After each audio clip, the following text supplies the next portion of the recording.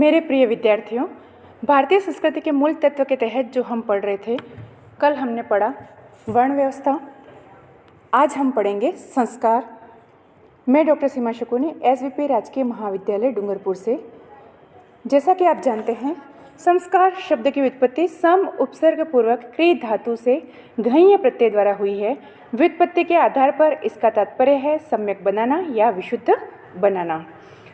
संस्कार शब्द की व्युत्पत्ति जैसे निम्न परिभाषा दी गई है: स्नानान् आचमन आदि जन्यः संस्कारः देहे उत्पद्यम अन्नानि तद अभिधानानि जीवे कल्प्यन्ते।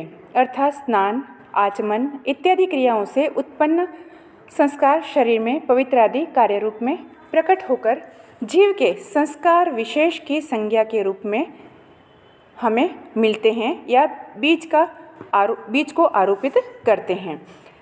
संस्कार शब्द का अर्थ अत्यंत व्यापक है। डॉक्टर राजबली पांडे लिखते हैं कि संस्कृत साहित्य में संस्कार शब्द का प्रयोग शिक्षा, संस्कृति, प्रशिक्षण, सौजन्य, पूर्णता, शुद्धि, संस्करण, परिष्करण, शोभा, आभूषण, प्रभाव, स्वरूप, स्वभाव, क्रिया, छाप, स्मृति, स्मरण शक्ति पर पड़ने वाला प्रभाव, शुद्धि क्रिया, धार्मिक विधि विधान, अभिषेक, विचार, भावना, धारणा, कार्य का परिणाम तथा क्रिया की विशेषता इत्यादि अर्थों में प्रयुक्त हुआ है। संस्कारों के व्यक्तिक परिप्रेक्ष्य को देखा जाए यदि, तो संस्कार मानवीय व्यक्तित्व के विविध आयाम हैं जो व्यक्तित्व विकास के साथ साथ व्यक्ति के कर्तृत्व की दिशाओं का देश, काल, वातावरण के अनुसार यथासंभव हमें बताते हैं। संस्कारों का गुणों के साथ सर्वाधिक संबंध है। किसी गुण विशेष का व्यक्तित्व में स्थायित्व प्राप्त कर लेना ही संस्कार है। अर्थात गुणाधान हेतु क्रियमाण निर्देश क्रिया ही संस्कार है। आत्मा शरीरान्यतः निष्ठः विहित क्रियाजन्यः अतिशयः विशेष संस्कारः।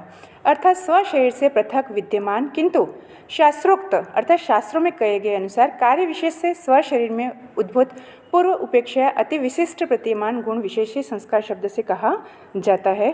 वैदिक साहित्य में संस्कार शब्द का प्रयोग उपलब्ध नहीं होता, तथापि संस्कारों के सामाजिक स्वरूप से संबंध कई निर्देश हमें ऋग्वेद में उपलब्ध होते हैं। यजुर्वेद में श्रोत यज्ञ से पूर्व क्रियमाण मुंडन यानी चूड़ाकर्म की विधि का उल्लेख है, किंतु संस्कार शब्द का प्रयोग उसके लिए नहीं किया गया है। वेदों के उपरांत भी लिखे गए ब्राह्मण साहित्य में भी संस्कार शब्द का उल्लेख सांकेतिक रूप में हुआ है। गोपद ब्राह्मण में भी उपनयन का विवरण उपलब्ध होता है। शतपथ ब्राह्मण में गोदान के वर्णन प्रसंग में संस्करण शब्द का प्रयोग हुआ है।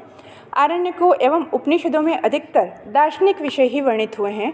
उनमें संस्कारों पर विशेष प्रकाश नहीं डाला गया, क्योंकि उपनिषद और आरण्यक में केवल जीव, परमात्मा, सृष्टि आदि के बारे में हमें तत्वज्ञान मिलता है।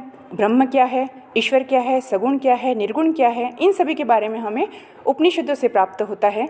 वैदिक यज्ञ संस्कारों की लोकप्रियता से सूक्ष्म संकेत मिलते हैं। छांदोग्य उपनिषद में विवाह, नामकरण, अंत्येष्टि आदि के संकेत मिलते हैं। इससे स्पष्ट है कि उपनिषद काल में संस्कार प्रचलित थे। सूत्र कालों में संस्कारों को प्रतिष्ठा मिली। गृहीय सूत्रों में संस्कार शब्द का ही नहीं अपितु संस्कारों की संख्या, संस्करण तथा विधि विधानों का व्यापक उल्लेख हमें उपलब्ध होता है। गृह सूत्रों में मुख्यतः गर्भाधान, पुंसवन, सीमंतोन्नयन, जात कर्म, नामकरण, निष्क्रमण, अन्नप्राशन, चूड़ाकर्म, उपनयन, समावर्तन आदि संस्कारों का विवरण मिलता है। कुछ गृहीय सूत्रों में अंत्येष्टि का भी उल्लेख है, जबकि कुछ में उसे अशुभ समझकर नहीं गिनाया गया। इससे स्पष्ट है कि मात्र दैहिक संस्कारों का निरूपण करना ही गृहीय सूत्रों का लक्ष्य है। गृहीय सूत्रों में संस्कारों की संख्या निश्चित नहीं है। आश्वालायन गृह सूत्र में 11 संस्कार माने हैं: विवाह, गर्भाधान, पुंसवन, सीमंतोन्नयन, जात कर्म, नामकरण, चूड़ाकर्म, अन्नप्राशन, उपनयन, समावर्तन और अंत्येष्टि। पास्कर गृहीय सूत्र ने 13 संस्कार माने हैं: विवाह, गर्भाधान, पुंसवन, सीमंतोन्नयन, जात कर्म, नामकरण, निष्क्रमण, अन्नप्राशन, चूड़ाकर्म, उपनयन, केशान, समावर्तन और अंत्येष्टि। बोधन गृह सूत्र ने केशान के स्थान पर कर्णवेद संस्कार माना है तथा वहाँ भी 13 संस्कारों को ही स्वीकार किया गया है। वराह गृहीय सूत्र ने भी 13 संस्कार माने हैं। कुछ नाम भेद अवश्य मिलते हैं।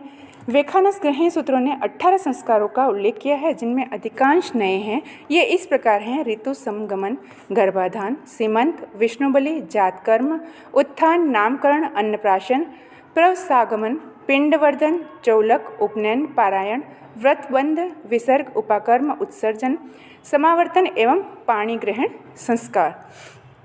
यद्यपि धर्मसूत्रों का मुख्य विषय आचार, व्यवहार एवं प्रायश्चित है, तथापि संस्कारों के विषय में यत्किंचित जानकारी प्रासंगिक कुछ ही उपलब्ध होती है। गौतम सूत्र में भी उल्लेख चत्वारि संस्काराः अष्टौ आत्मगुणाः। इस आधार पर यह कहा जा सकता है कि पूर्व में अनेक संस्कार थे, अतः गौतम ने कुल 40 माने हैं।